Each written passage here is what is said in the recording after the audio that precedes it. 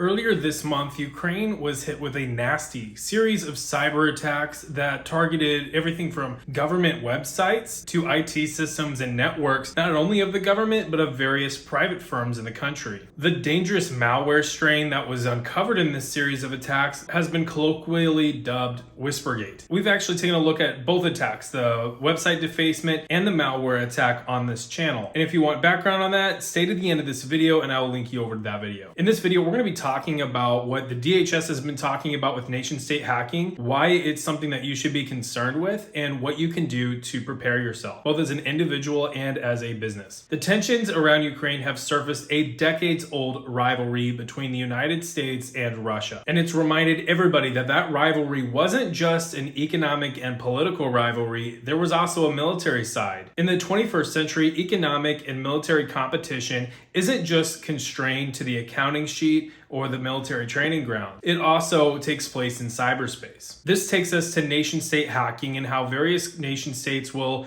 utilize their assets in cyberspace to influence the matters on the negotiating table. After all, why should you risk war or economic hardship whenever you can launch a cyber attack that is difficult to attribute back to you and can also influence basically everything that you would want influenced in a series of negotiations? That appears to be the philosophy of Russia in the 21st century, as it allows proxies to work in concert with its government and military to influence the matters going on outside of its borders and be able to achieve objectives that it has set. And that has played out whether or not it is ransomware or supply chain attacks. That brings us to a group called Sandworm, which is believed to be tied to the Russian military intelligence, or GRU. One US attorney even went as far as to say that Sandworm is responsible for some of the most dangerous and costly cyber attacks in history. That might actually not even be an unfair assessment, as it's believed that Sandworm is behind the 2015 Ukrainian power outage and the NotPetya malware strain, among other events. Now, while Sandworm is a direct element of the Russian government, being that it's part of the GRU, there are other threat actors within Russia's borders that are cyber criminal groups that act independent of the Russian government, but can still operate and help influence the negotiating table. For instance, there's Revil, which is a ransomware group tied to the JBL Foods hack and Kaseya. And then you have a group called DarkSide behind the Colonial Pipeline attack, which is believed to reside in Eastern Europe,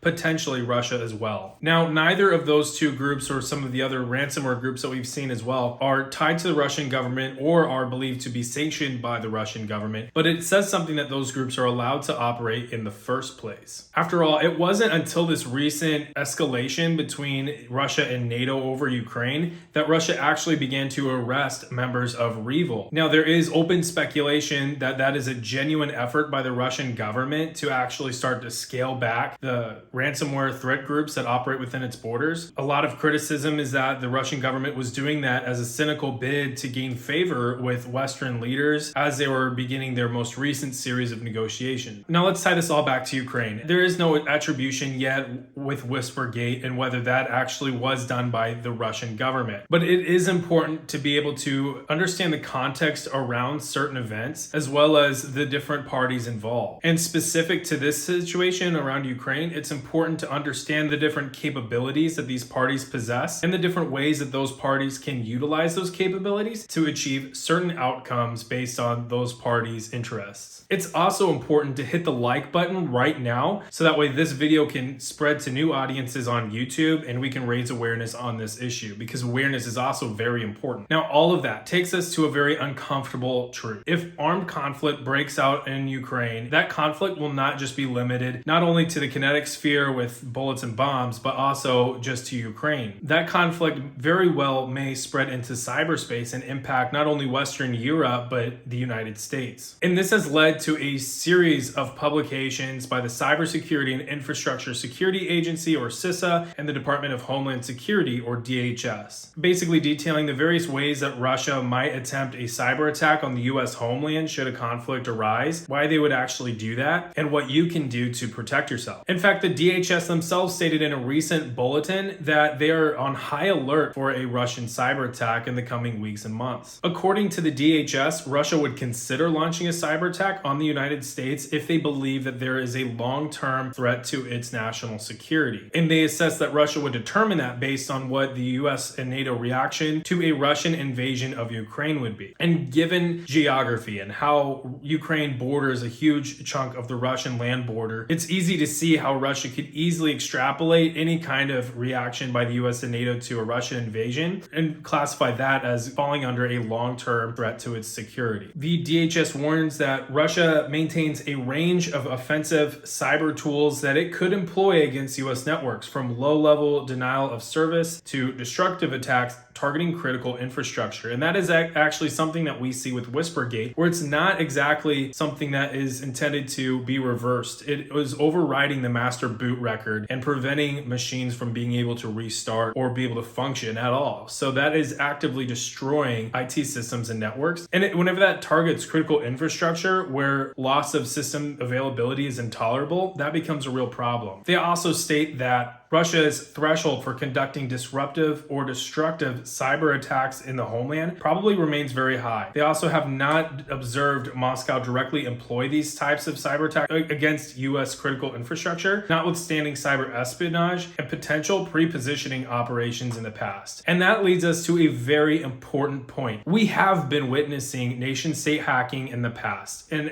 we can all think of examples where that might have happened. In fact, the SolarWinds cyber attack in 2020 that spread into 2021 is a perfect example of that. But the term that I want us to pull from this statement is pre-positioning attack. Think of that as a case where a nation state will be able to gain access to a target system, and then they upload malware, but instead of detonating the malware, they simply wait. And what that does is that allows that cyber threat actor to give option to decision makers. So let's say in this example, if a conflict in Ukraine occurs and they decide to start detonating malware in target systems, they can do so. But in the interim, where there is no conflict, they simply maintain persistence and lie in wait. And that actually is the situation that we appear to be looking at right now with Ukraine, where Russia has pre-positioned malware in different IT systems, and there's no telling which systems those are. SolarWinds is one event that was blamed on Russia, and that could be a situation where they were able to gain access to up to 18,000 networks in the United States, and if they were able to move laterally and pivot in the network and maintain persistence, that where they might have been able to pre-position malware in targeted systems where they are lying in wait. Now, let's say a conflict happens and Russia does decide to start detonating the malware where they've pre-positioned it. What they would probably be hoping to achieve is to disrupt and deny any kind of US or NATO response in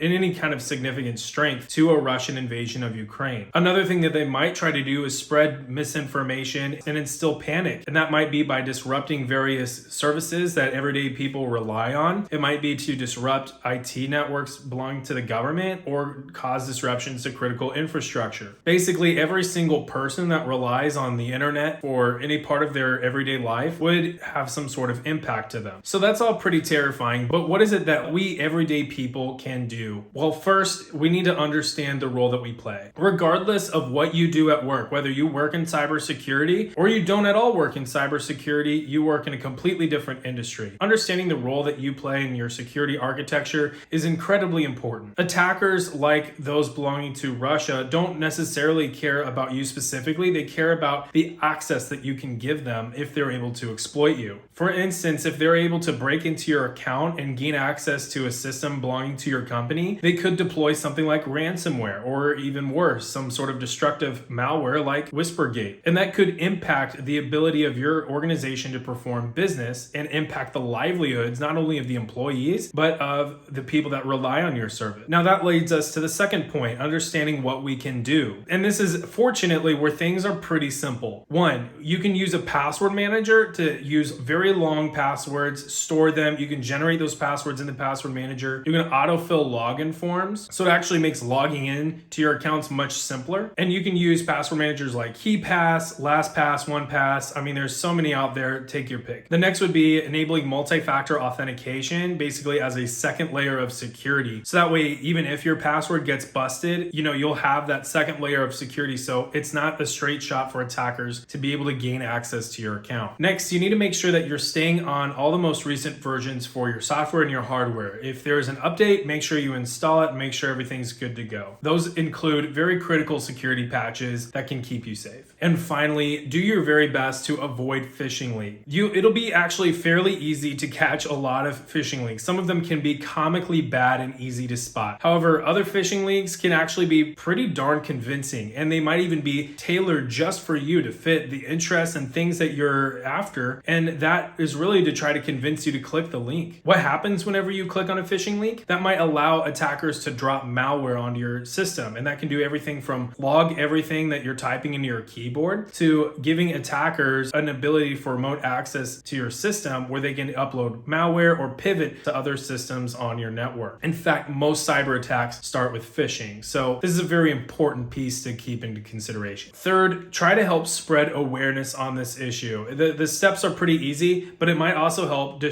share this video. We covered a lot of very important things to be aware of in this video, as well as important steps that everybody can take to be able to secure not only themselves, but their organizations. That not only keeps you safe, but it keeps the people around you safe. And especially in a situation where we're looking at nation state hacking, we need to not localize it and keep things micro, like just person to person. We need to understand the macro picture, that if one person gets busted, then everybody's at risk. And so it's really on all of us to implement these everyday steps, like password managers, like multi-factor authentication, like avoiding malicious links. These kinds of things can really help increase the overall security level at the macro scale. So we've shared a lot, but if you want some background on Whispergate, check this video out right here. And as always, be sure to hit that like button and leave a comment down below, as it does help get this video out to additional audiences on YouTube. And that is a nice way to help spread awareness on this topic. So with all that, I'll see you all next time.